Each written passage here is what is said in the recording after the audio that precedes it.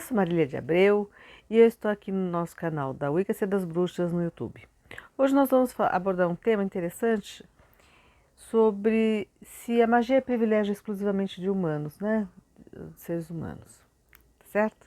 Até mais.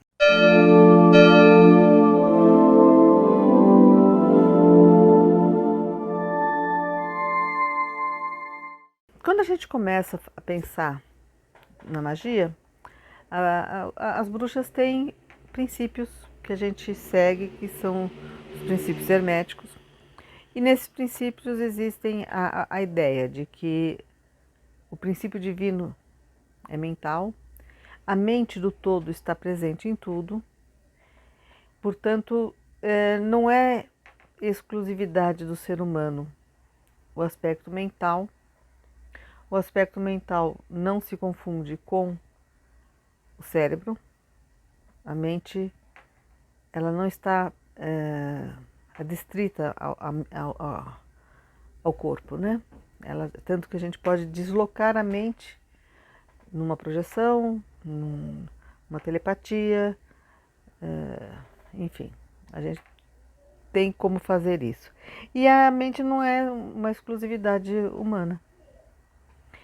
E isso é uma coisa que nós bruxas temos uma percepção e temos a consciência de uma responsabilidade de ser ter esse intercâmbio entre todas as forças da natureza, todas as forças, a mente do todo que está presente em tudo, né? Quando a gente fala natureza, a gente não pode, a gente está excluindo coisas, então assim, a mente pode estar presente em objetos. E quando a gente fala em magia, às vezes a gente fica pensando, não, mas tá assim, mas só o ser humano pratica magia, não existe magia, outros seres, outras energias não estão fazendo magia, como é que funciona isso? E aí, assim, tem um pesquisador que eu gosto que as pessoas, quando a gente vai falar essas coisas, assim, a gente está entrando em temas que para o senso comum fica parecendo assim, nossa, está esquizofrênica, tá surtando. Então, assim, tem um pesquisador inglês que se dedicou a pesquisar assuntos que teoricamente não tinham a,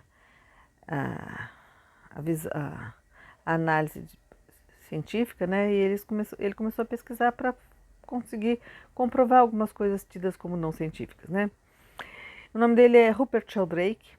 Ele tem alguns livros como os cães sabem quando seus donos estão chegando. Eu não sei se o título é exatamente esse em português, que eu tenho ele em inglês.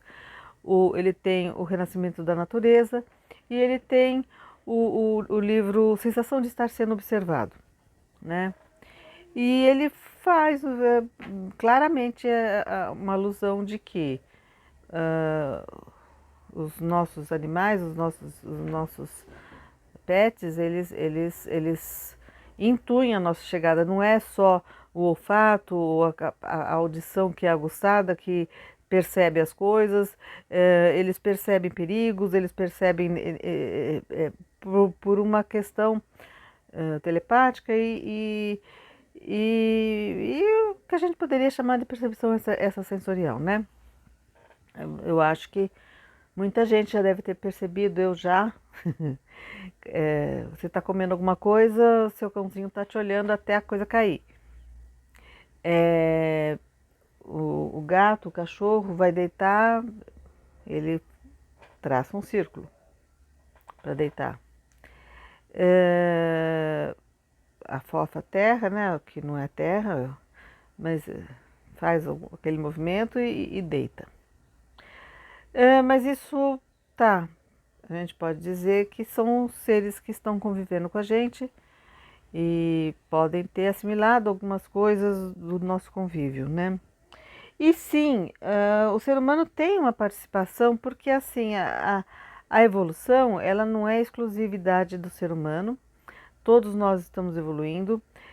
Não tem a hierarquia como as pessoas costumam pensar, como outras religiões às vezes começam a difundir a ideia de que não, você, o mineral, o espírito está adormecido, e aí, não, gente, um ser mineral pode ter grande sabedoria. A questão é, quando você tem consciência de que você é um ser mental e aquele ser também é mental, no nível mental vocês têm como se comunicar, têm como aprender, têm como trocar. E existe uma coisa interessante, né, que as bruxas fazem e que, por sinal, é até um conceito que está na Bíblia, né, que é a capacidade humana de nomear. Quando você nomeia um ser e chama ele por aquele nome, você está atribuindo individualidade e principalmente despertando nele a consciência de ser. Quando você chama um bicho e ele atende, ele tem consciência de que aquele nome é dele, ele tem uma exclusividade dentre os outros que são parecidos, ele tem uma categoria a mais. Ele toma consciência de si. A gente toma também consciência de si através das relações, tá? Por que que às vezes a gente, quando tem um relacionamento, uma amizade, um namoro, um casamento, que a gente percebe que aflorou em nós uma força, ou então uma fraqueza, ou então uma fúria, a pessoa provocou tanto, irritou tanto, que você nunca imaginou que ia ter uma reação daquelas e teve. Por quê? Porque aquela pessoa ajudou você a tomar consciência de aspectos seus que você não estava conhecendo, que a gente chama de aspectos de sombra. E a mesma coisa acontece quando você nomeia um ser, quando você nomeia, você interage com a planta, quando você interage. Por que que você. As pessoas que conversam com as plantas crescem, às vezes a pessoa percebe que aquela planta não é muito amiga da que está do lado e que elas não gostam. Existe do mesmo jeito que qualquer outro ser, afinidades e desafinidades, né? E a gente,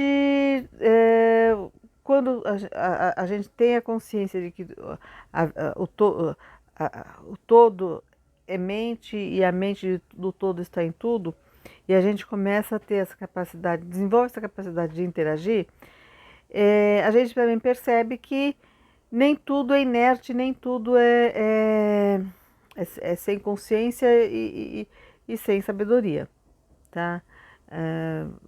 A gente aprende a se comunicar, a interagir e entender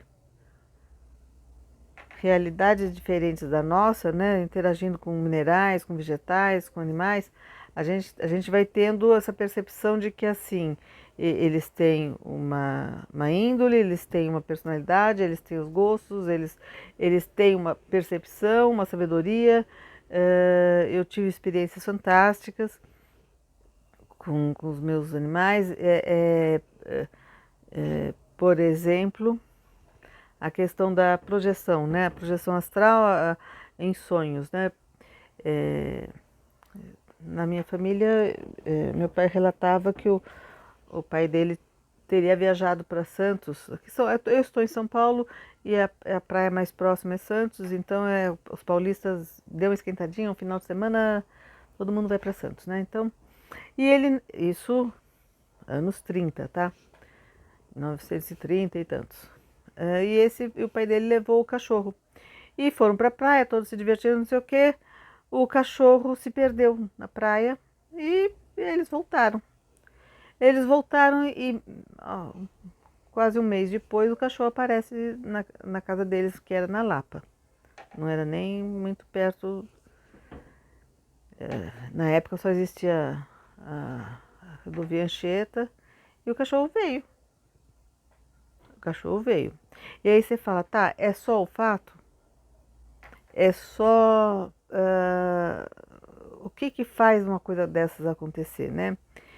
E aí eu tive uma experiência também muito interessante, que é a questão que eu tenho até um quadrinho que mostra isso,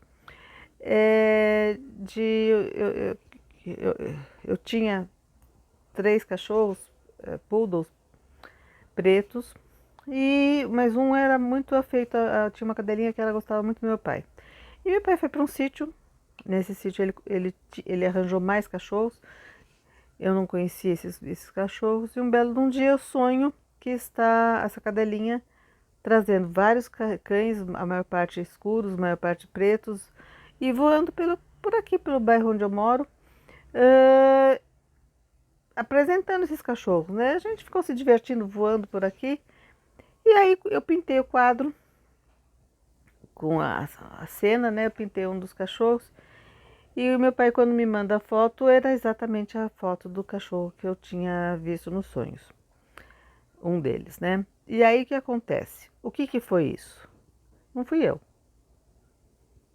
né? Esse foi uma experiência. A cachorrinha veio trazer os amiguinhos para eu conhecer.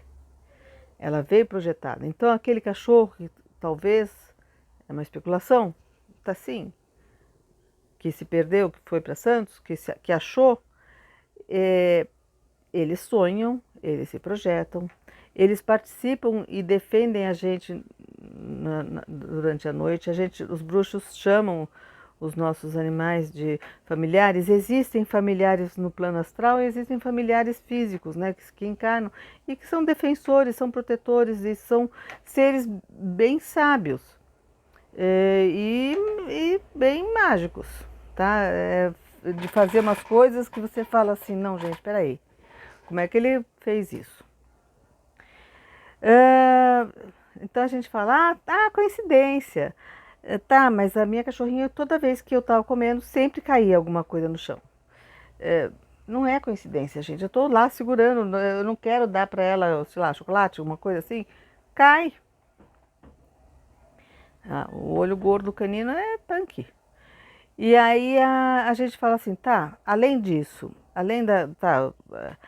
todo mundo relata alguma coisa estranha com relação a algum animal, sonho, premonição, sonho com animais que já faleceram, porque o fato deles não estarem mais presentes fisicamente não significa que eles não estejam ainda protegendo a gente. Também na bruxaria a gente considera a questão dos animais de poder, que normalmente seriam animais que estariam no plano astral e seriam nossos auxiliares. Esses animais não necessariamente são seres exclusivamente do astral, tá? Pode ser que esses seres sejam seres que estão vivos e que estejam te ajudando, te auxiliando, te defendendo, assim. Então, isso também traz uma percepção e uma responsabilidade grande com a extinção de algumas espécies. Você não sabe o quanto você depende daquele ser que está te ajudando no astral, de repente, e que de repente está lá numa savana na África sendo extinto, sendo caçado.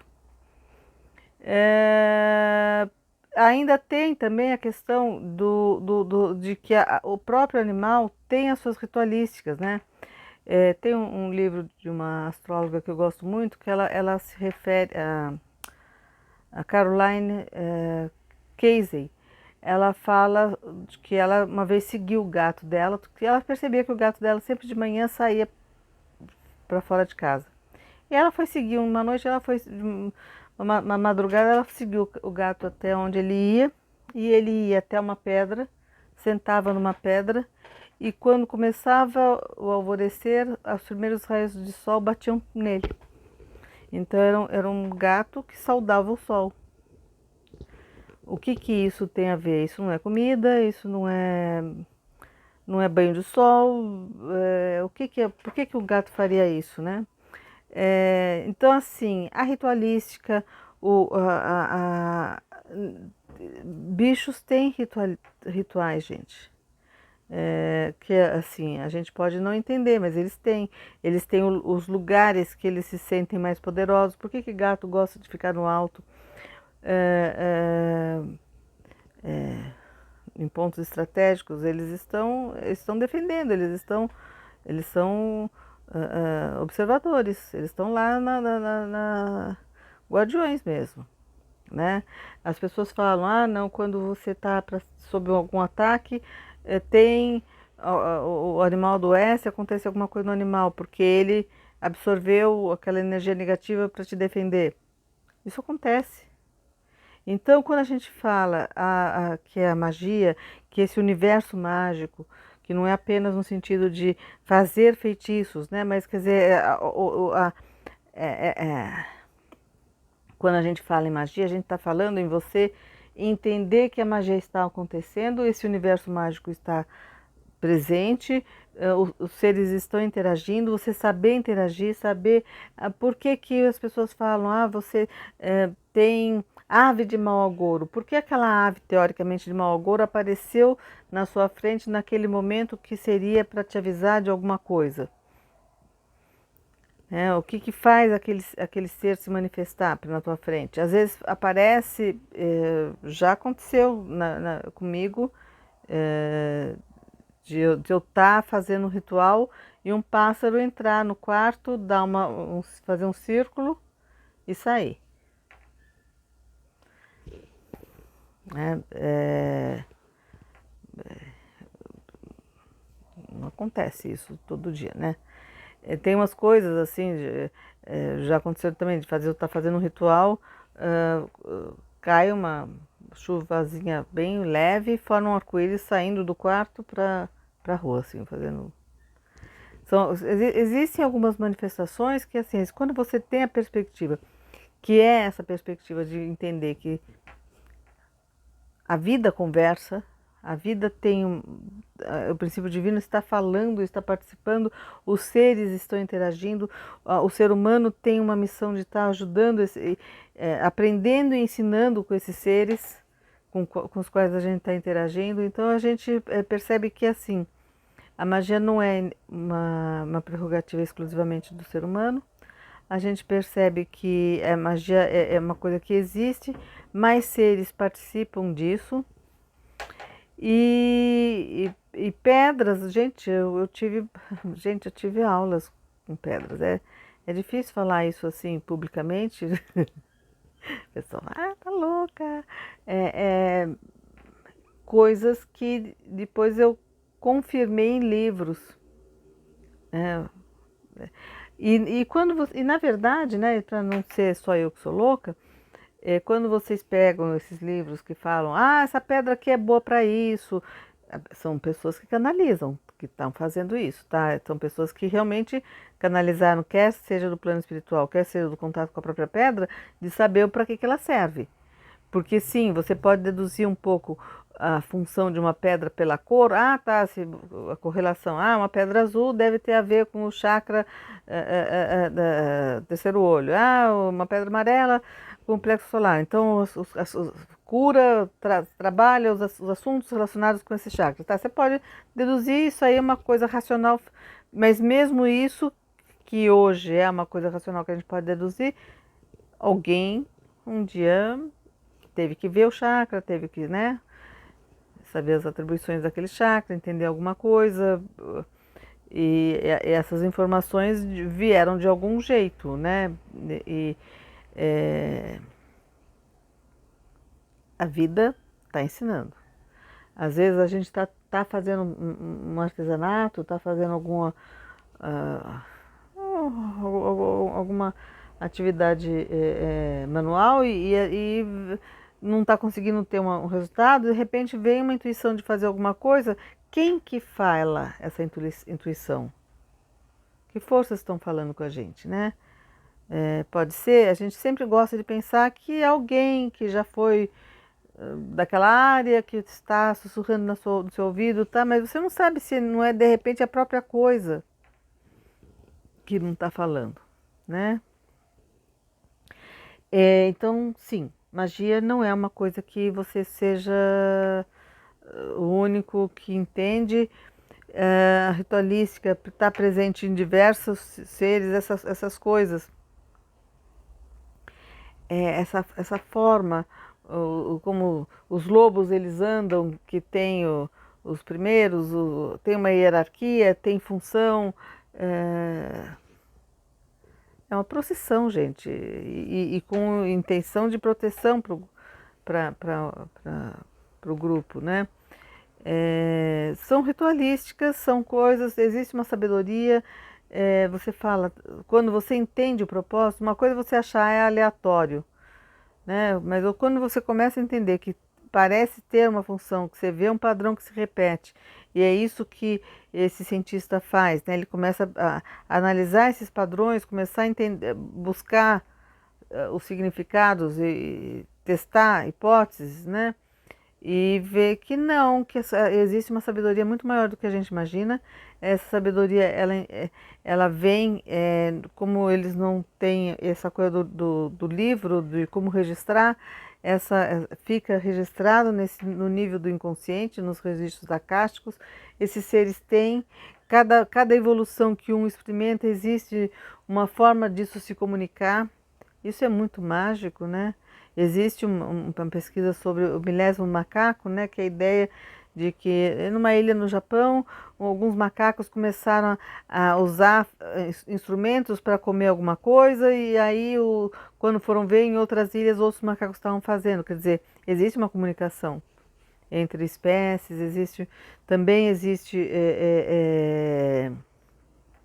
pesquisas sérias de pessoas que analisam essa questão da comunicação entre espécies, né? Aqui no Brasil tem a Sheila Valigora, que é bem interessante esse trabalho, mas existem no exterior outros pesquisadores. Então, assim, a gente está engatinhando, mas já é muito importante que se tenha consciência de que isso existe e que isso funciona, e cada um pode fazer a sua própria pesquisa, né? Quer dizer, cada um pode começar a analisar o que está acontecendo, registrar, parar para perceber a função, o que mais, né? E não descartar que a gente tem mais parceiros que estão trabalhando com a gente na questão da magia. Um outro aspecto que eu não podia deixar de falar é, por exemplo, quando você está realizando um ritual, uma magia, e que você traça um círculo, os seus animais, eles podem entrar e sair, que eles não quebram o círculo. Eles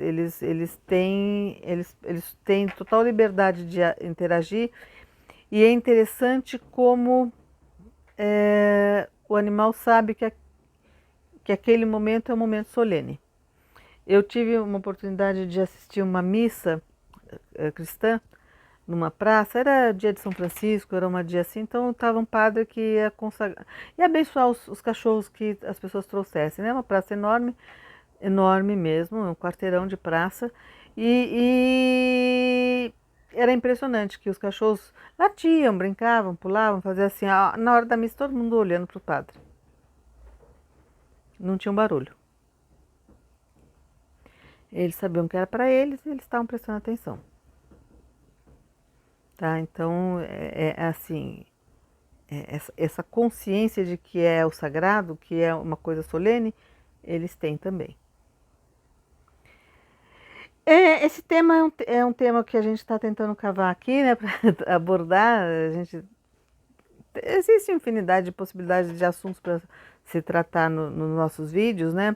Mas a gente tenta buscar os que sejam de interesse, que as pessoas realmente sintam vontade de pesquisar, e as pessoas sempre falam para falar um pouco mais sobre os bichos e tudo mais, então a gente pega e está desenvolvendo esse tema. Mas eu gostaria que vocês interagissem mais com o nosso canal, até para ajudar mesmo, né? A gente ter mais ideias e tudo mais, tá bom? Quem está gostando do nosso canal, por favor, deem o seu like, façam comentários, nem que seja um emoji, façam uma sugestão de temas para a gente estar abordando, e quem puder também compartilha, tá certo? Até mais.